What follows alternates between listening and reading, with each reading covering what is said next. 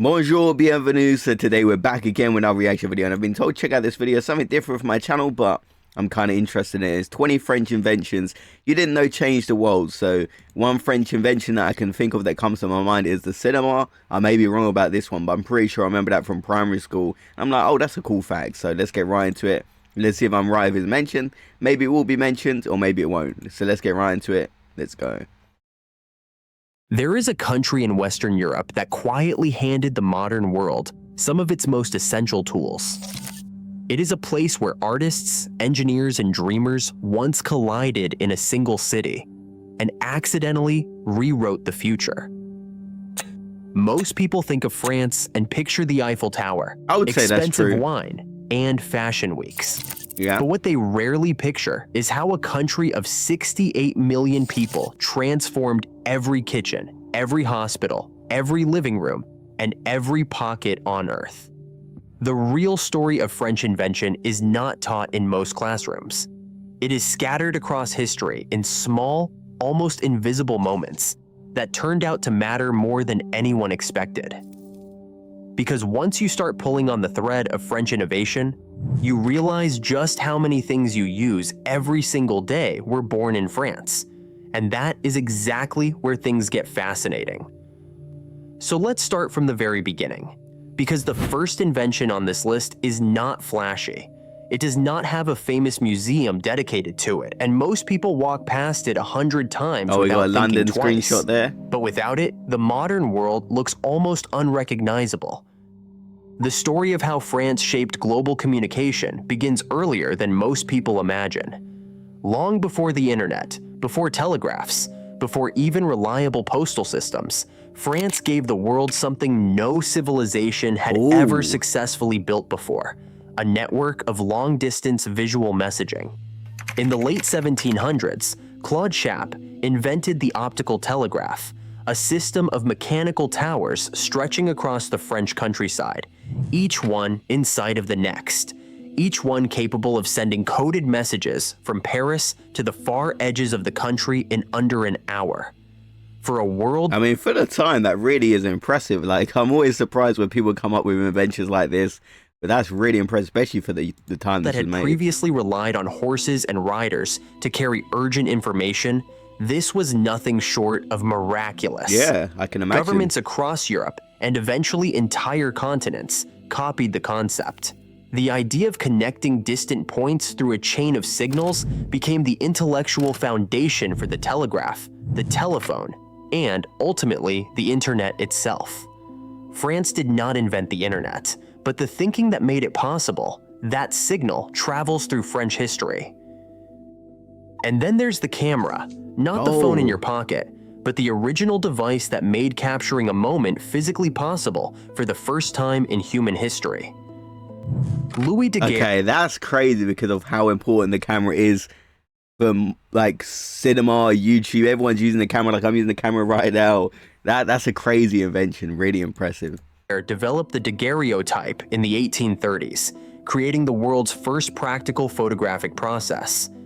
Before Daguerre, the only way to preserve an image of someone or something was to paint it. Portrait, yeah. After him, reality could be frozen in time with a single exposure. What he started eventually became portrait photography, photojournalism, cinema, and the selfie.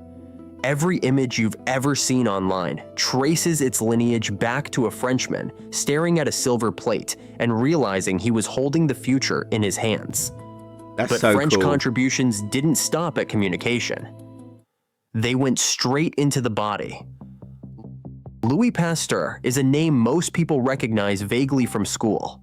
But what he actually built goes so far beyond what most people realize that it is worth slowing down on. In the mid-1800s, Pasteur proved that microscopic organisms, bacteria, were responsible for disease and food spoilage. This was not just a scientific curiosity, it was a complete dismantling of everything medicine had believed up to that point. Before Pasteur, doctors did not wash their hands between patients. Food rotted because people thought the air itself caused it. Infections killed people who had otherwise survived surgery, simply because nobody understood what germs were. Pasteur changed that. His germ theory of disease became the backbone of modern medicine. His development of pasteurization, the process of heating liquids to kill bacteria, is the reason the milk in your refrigerator does not make you sick. And his pioneering work on vaccines laid the groundwork for every vaccination program that has saved hundreds of millions of lives since. I literally was about to say that. The amount of lives his research has saved throughout the whole entire world. This is mind-blowing. Like the fact that like the rotten food, the germs, infections after getting surgery, vaccines. I would even say billions. Obviously, feel free to disagree with me, but the amount of lives this man has saved. Wow. Since. The next time someone mentions public health, or the next time you drink a glass of cold milk without a second can't be thought, a glass of cold you milk. are living inside a French invention. And speaking of medicine, the stethoscope. Before René Laennec invented it in 1816, doctors had no practical way to listen to a patient's heartbeat without pressing their ear directly against the chest. Laennec, reportedly feeling uncomfortable doing exactly that with a female patient, rolled up some paper into a tube and discovered that sound traveled through it with remarkable clarity. That improvised paper tube became one of the most iconic tools in medical history. Today, no image of a doctor feels complete without one hanging around their neck, and it all started with a bit of embarrassment and a rolled-up piece of paper in Paris. France did not limit its genius to science.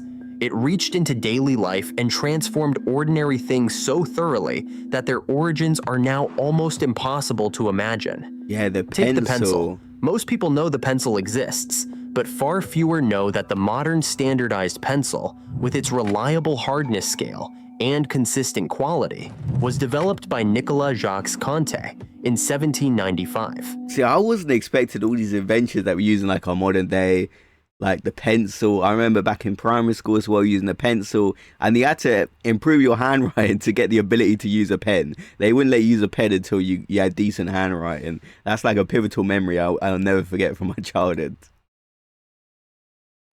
Before Conté's method, pencils varied wildly in quality and depended on a single graphite mine in England. Conté found a way to mix graphite powder with clay, fire the mixture in a kiln, and produce a writing instrument that could be made anywhere, at any quality level, and sold affordably. Every pencil you have ever picked up traces back to a French engineer who decided that inconsistency was unacceptable. Or consider the metric system. Before France introduced it during the Revolution, measuring things was an absolute nightmare. Every region, every country, and sometimes every city used its own units of measurement. A foot in Paris was not the same as a foot in London. What? Trade was chaotic, science was imprecise, and then France proposed something radical, a single universal system based on the— Yeah, that just makes sense. Why would a foot in France be different to a foot in London? It just don't make any sense, does it? The physical properties of the Earth itself. The meter, the kilogram, the liter. Today, every country on the planet, except 3, officially uses the metric system. What, the 3? It is arguably the most universally adopted human invention in history. And it was born entirely from a French desire to make the world make sense. Now here's where the surprises really start piling up. Because French inventions don't just sit in history textbooks. They live in your home, your wardrobe, and on your dinner table. Mayonnaise, the condiment found in kitchens on every continent, is French. Though its exact origin is debated, the version that conquered the world emerged from French culinary tradition, and French chefs refined and spread it across Europe and beyond. And this is an unpopular opinion, but in my opinion, you can't have a burger without mayonnaise. The same goes for the bechamel sauce, the foundational white sauce that underlies dozens of dishes across global cooking. And canning, the technology that keeps food safe for months or years without refrigeration, was invented by Nicolas Appert in the early 1800s, after Napoleon offered a prize for any method that could preserve food for his armies. What's the prize? Appert figured it out, and in doing so, changed the entire global food supply chain. Every emergency kit, every shelf-stable product in every supermarket on Earth exists because of a French chef who took Napoleon's challenge seriously. Then there was the hot air balloon. See, that's a crazy invention, like canned food, because, you know, it lasts a lot longer. But I want to know what you got from Napoleon for that idea. In 1783, the Montgolfier brothers launched the first successful manned flight in history over Paris, sending 2 men into the sky in a paper and fabric balloon, while thousands of spectators watched from below. That's in such a risky disbelief. experiment for the time, though. It was the first time human beings had ever left the ground. Aviation, the idea that the sky was a place people could actually go, was born in France. The Wright brothers are celebrated for their airplane, and rightly so. But the dream they fulfilled was first made real by 2 French papermakers who looked up and refused to accept that the sky was out of reach. Some of the most powerful And yeah, like a hot air balloon made out of paper, especially back in the day before it's proven, they're like, we want you to go with this at the time. I mean, personally, you have to be very fearless to take the risk because, you know, it wasn't really proven. French inventions weren't machines or food. They were ideas. Braille is one of the most quietly important systems ever created. In 1824, Louis Braille, who had been blinded by a childhood accident, developed a tactile reading and writing system made of raised dots that could be read with the fingertips. He was just 15 years old when he created the first version. Before Braille, blind individuals had almost no way to independently access written information. After him, an entirely new world of literacy, education, and independence opened up. Today, Braille is used in virtually every language on Earth, on menus, on medicine labels, on elevator buttons, and in library books. A 15-year-old French boy changed the lives of hundreds of millions of people across centuries. Cinema itself is another French... I mentioned cinema, but going back to the Braille point, the fact that he managed to give blind people a voice, I thought is truly beautiful. Because like he said before that, you know, they didn't really have access to literacy and things like that. And he really gave them a voice. I thought that's beautiful because you never know what the future holds. I can end up blind. Obviously, I don't want to end up blind, but, you know, you got to thank him for his amazing invention like that. Gift to the world. The Lumiere brothers didn't just record moving images. They screened them publicly for the first time in 1895 in a Paris cafe to a paying audience who reportedly screamed in terror when a train on screen appeared to approach. They had never seen anything like it because nothing like it had ever existed. Every movie, every television show, every streaming series you've ever watched traces its origin to that Paris cafe and 2 brothers with a camera and a dream. But France's contributions don't stop at the dramatic. They extend into the structural things that shape how societies function. The modern ambulance system was formalized by Dominique Jean Larrey, Napoleon's chief surgeon. He invented mobile surgical units that traveled to the battlefield instead of waiting for the injured to come to them. This idea that medical care should move toward the patient rather than the patient toward care is the philosophical foundation of every ambulance service operating in the world today. Before Larry, wounded soldiers were often left where they fell until the battle ended. After him, saving lives became an active pursuit, not a passive waiting game. Even something as seemingly simple as the sewing... Yeah, think about how many lives have been saved due to an ambulance because, you know, you have to act fast if it's a medical emergency because if you take your time, the person could end up dying. So you need to act fast and really change the game there. Machine has a French chapter. Barthélemy Timonier built the first functional sewing machine in 1830, a decade before American versions appeared. It was so threatening to French tailors who feared losing their livelihoods that an angry mob reportedly destroyed his factory. Wow. He was ruined. The machine survived and spread, and eventually industrialized clothing production worldwide. An entire global fashion industry runs partly on the back of a French invention that its own country tried to destroy. There is a pattern running through all of these stories that is worth pausing on. French inventors rarely worked in quiet comfort. Many of them faced ridicule, poverty, or outright hostility. Pasteur was mocked before he was celebrated. Braille system was suppressed by his own school administrators for years after he created it. The Montgolfier brothers were told the sky was not for people. And yet, in almost every case, the ideas survived because good ideas have a way of persisting. Yeah, that is true, because I feel like if you tell someone your dream, a lot of people out there would try and crush it, especially back in those days. Imagine telling people, I'm going to build a hot air balloon and we're going to fly up to the sky. You'll be like, what are you talking about, bro? Like, are you crazy? And the Braille system being suppressed by its own school system, I feel is disgusting. Even when the people who create them are pushed aside. Persistence matters. That persistence reflects something deep in French intellectual culture. A belief that understanding the world is not just an academic exercise, it is a moral one. That if something can be figured out, it should be. That knowledge shared is always more powerful than knowledge held. The list of French inventions reads like a map of human progress itself. The ambulance, the photograph, the hot air balloon, the cinema, the metric system, Braille, pasteurization, the stethoscope, canning, the pencil, the optical telegraph, the sewing machine.